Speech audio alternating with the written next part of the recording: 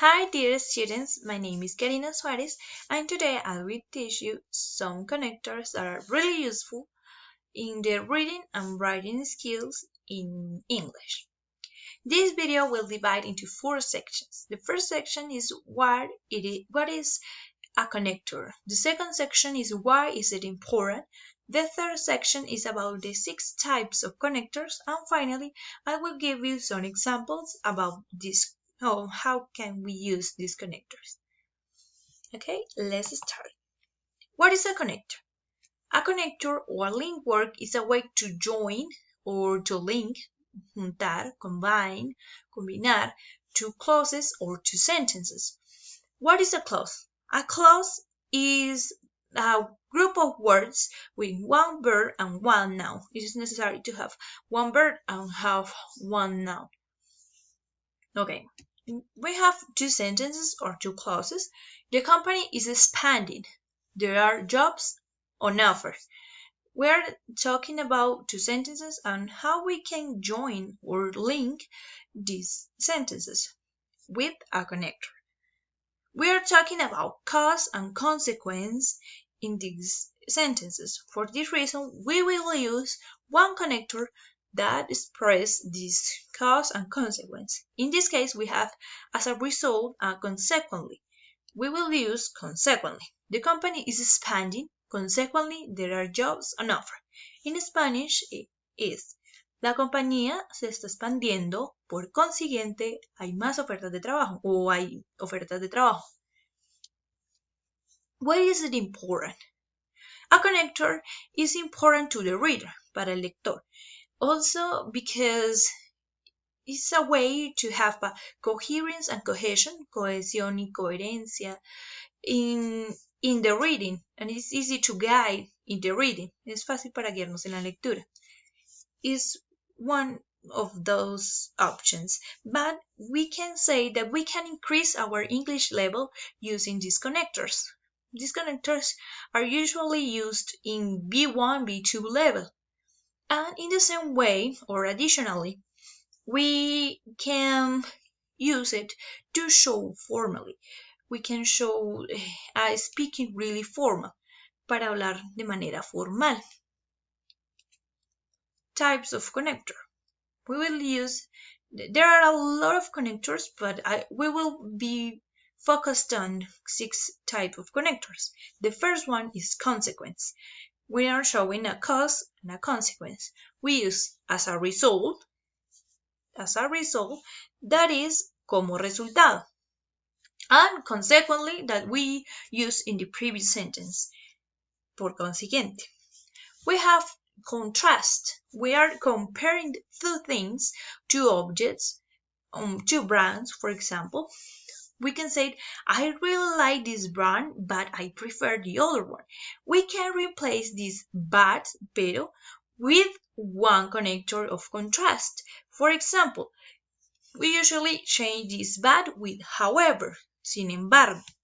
We have however, sin embargo, nevertheless, that is the same, sin embargo, nonetheless, that is the same, that however. We have instead of, en lugar de. On the other hand, por otra parte. Although, aunque, and even so, aún así o sin embargo. We pronounce although with the tongue and the front teeth in this way, although. We have the third type of connector, that is result. We're talking about our ideas and we're saying one thing that as a result we have that. For example, there are a lot of pollution. For this reason, that is one connector of result, we need to take care of our planet or our environment. Hay mucha contaminación, por eso tenemos que cuidar el planeta o el medio ambiente. We use to, therefore, por lo tanto, and we have the fourth type of connector, that is illustration. As the name said, is to illustrate or to show something. Estamos mostrando algo. In this way, we can replace, for example, that is the most used, por ejemplo, with such as, como o tales como. I like to do a lot of activities. For example, play, read, and listen to music. And we replace with such as. I do a lot of activities such as read, play, and listen to music. We change this, for example, with a such as. The fifth type of connector, we have addition. We are adding information. Usually we use an, case E, for add more information about the same subject or the same topic. Estamos hablando del mismo tema and we add with an. It's okay, but we can improve our English level that I said before, or we talk in a formal way and we can say it furthermore, that is además. We have also, that is también, además, and we have moreover, that is además o asimismo. Finally, we have sequence. In sequence, we need to give to the reader a sequence or an order, as the name says. We are talking about different subjects, but we have to be in an order. So we use the ordinary numbers, first, second, third, fourth, primero, segundo, tercero, cuarto. We use these ordinary numbers to express one sequence. For example, at the beginning of this video, I said that this video will be divided into 4 sections, saying the things and giving an order. It is used in speaking or writing comprehension or production. In this case, it's more about production. We have first, that is primero. Secondly, we can use without li, and we say only second. That is segundo, in Spanish is segundo, or en segundo lugar. We have thirdly, it's the same, we can without li, and we say third, tercero, o en tercer lugar. And we have finally, that is por último, finalmente, or to sum up, para resumir. We use like a sequence. We are talking about first, second, third, talking different subjects, and we enumerate to give an order. Okay. Finally, we have some examples of how to use these connectors. I passed all my exams. I was able to go to the university. We have 2 clauses. We are talking, pasé todos mis exámenes y fui capaz de ir a la universidad. Fui capaz o pude. In this case, we can replace was able or was able to replace can, poder. In this case, could, because we are talking about the past tense. So, pasé mis exámenes y pude ir a la universidad. We are talking about the cause because I'm talking about the pasé todos mis exámenes and a consequence. Thanks to I passed all my exams, I was able to go to university.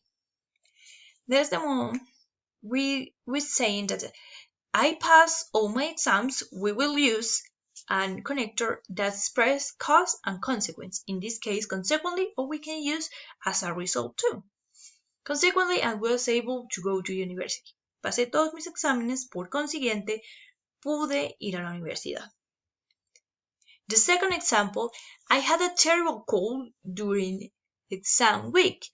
We can say that the cold is not, in Spanish, frío. We are saying that it's resfriado. In this case, it's resfriado. I passed all my exams with great grades. Entonces, en Spanish es tuve un terrible resfriado durante la semana de exámenes y pasé todos mis exámenes con excelentes notas o con buenas notas. We are saying that we are contrasting because we had a terrible cold. Tuvimos un terrible resfriado, pero aún así pasamos. We are contrasting. O sea, a pesar de una situación, pasó la otra. Entonces estamos contrastando. To contrast, we use however, we use nevertheless, nonetheless, all the contrast or the type of contrast connectors. In this case, we will use however.